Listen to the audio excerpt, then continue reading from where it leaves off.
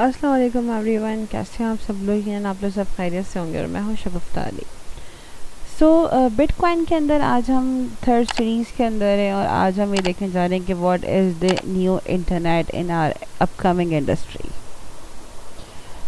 तो सबसे पहले ब्लॉकचेन टेक्नोलॉजी के बारे में मैंने डिटेल में बता दिया था। उसके अलावा उन लोगों पे जहाँ जहाँ ये इम्प्लीमेंट करेगी बहुत ज़्यादा, लाइक फाइनेंशियल डिपार्टमेंट या फाइनेंशियल इंडस्ट्री में तो ये इम्प्लीमेंट बहुत ज़्यादा करेगी।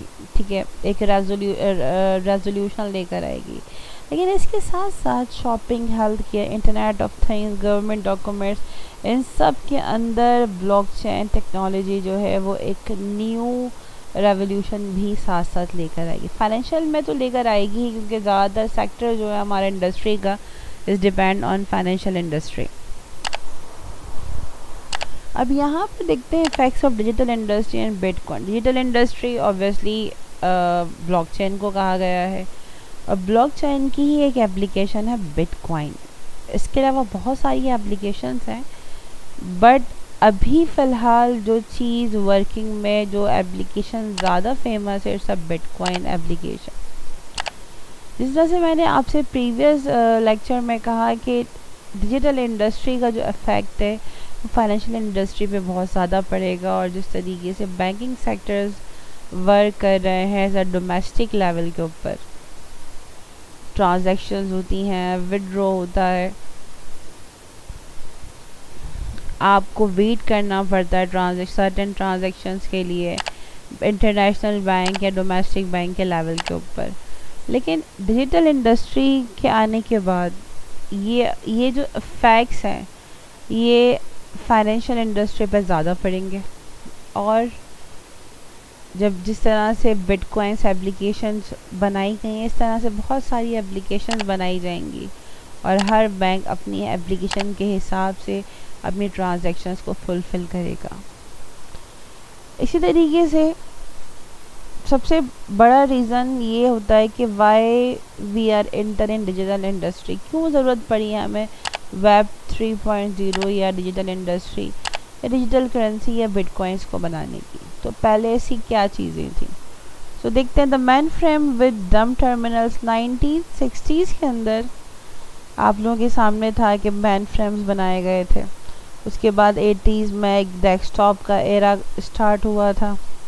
उसके बाद 90s में इंटरनेट आ गया था। इंटरनेट ने सारे कंप्यूटर्स को आपस में कनेक्ट किया था।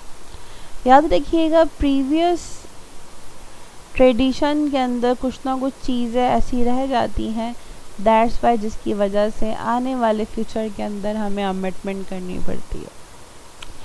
इसी के साथ उसके बाद वैलिड गार्डन।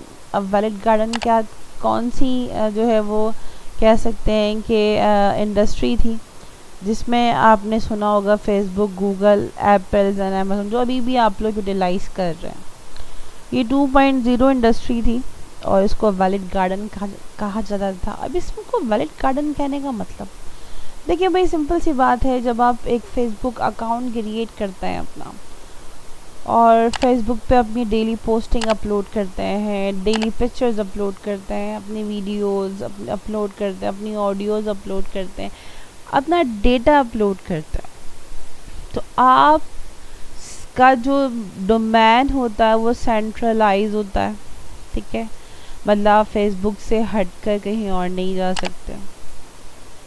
आप अपनी मर्ज़ी से फेसबुक पे कुछ नहीं कर सकते। जो फेसबुक ने, एप्पल ने, अमेज़ॉन ने आपको परमिशन दी है उन्हीं प्रीमिसेस में रहते हुए आप काम कर सकते हैं।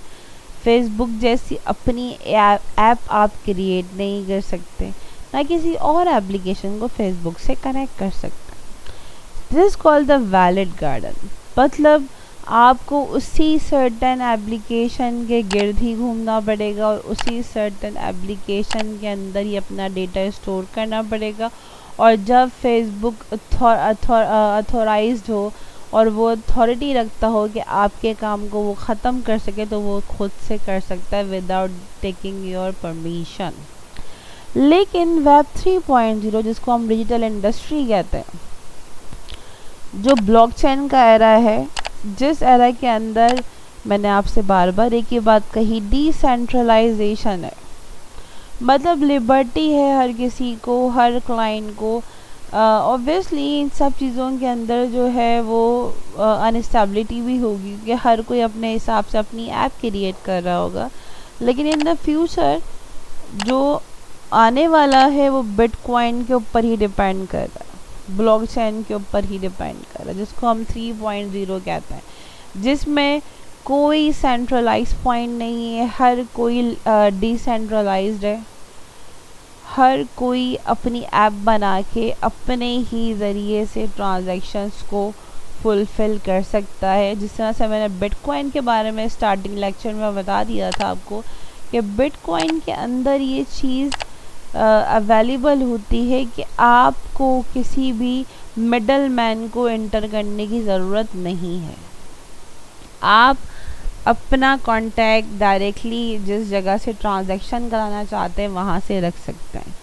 तो वेब 3.0 के अंदर ये जो सेंट्रलाइज एरिया था ना, उसको ख़त्म किया गया और हर किसी को लिबर्टी, हर किसी को अथॉरिटी दी गई है कि वो अपने हिसाब से वर्क कर सके। सो आई होप आज का लेक्चर क्लियर हो गया होगा बिटकॉइन के हवाले से। सो अपना बहुत सारा ख्याल रखिएगा, वीडियो को एंड तक देखिएगा और वीडियो पसंद आए तो लाइक करना, चैनल को सब्सक्राइब करना मत भूलिएगा। अपना बहुत सारा ख्याल रखिएगा। अल्लाह हाफ़िज़।